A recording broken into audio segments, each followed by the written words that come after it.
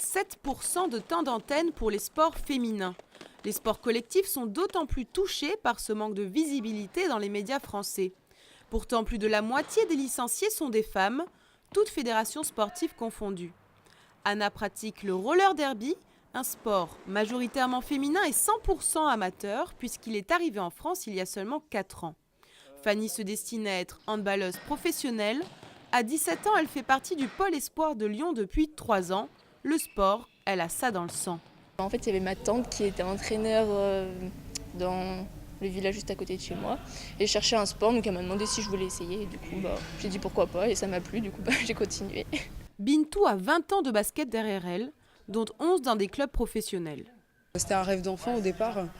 Je me suis dit pourquoi pas en faire un métier, vivre de ma passion. Et j'ai réussi à réaliser mon rêve. Et aujourd'hui, je suis vraiment épanouie dans ce que je fais. Pour ces filles, amatrices ou professionnelles, le sport est une passion. Ça m'a énormément apporté. Déjà, on s'éclate, mais en plus, il y a tout un projet derrière qu'on porte tous ensemble. Et en tout cas, j'ai jamais vécu autant des émotions pareilles avec d'autres sports qu'avec le roller derby.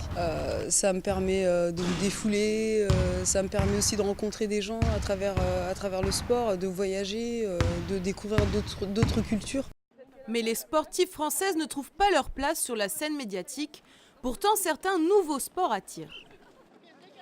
Je trouve que le roller derby, il est quand même pas mal médiatisé par rapport à ce que c'est, parce que c'est un sport qui est extrêmement récent. Je pense que c'est parce que c'est un sport qui est qui sort un peu de l'ordinaire, qui est un peu différent des autres. Donc ça a attiré pas mal de médias.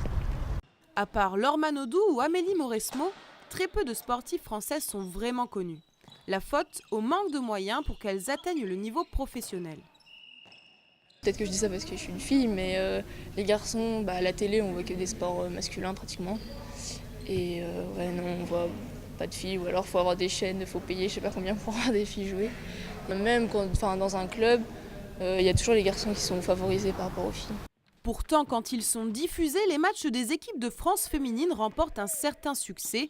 C'était le cas des finales de Ligue des Champions et de l'Eurobasket en 2013. Je trouve que dans le sport féminin, on a des résultats même, je pense, nettement au-dessus en général du sport masculin. Et c'est vrai qu'on souffre un peu de ce manque. Et ouais, il faudrait vraiment appuyer là-dessus, à mon avis. Ouais. Avoir un peu plus de reconnaissance à ce niveau. Le 1er février, le CSA a lancé l'opération 24 heures de sport féminin. Plus de 60 heures de compétition féminine ont été diffusées dans les médias. Le gouvernement a lui débloqué 1 million d'euros pour financer la médiatisation du sport féminin.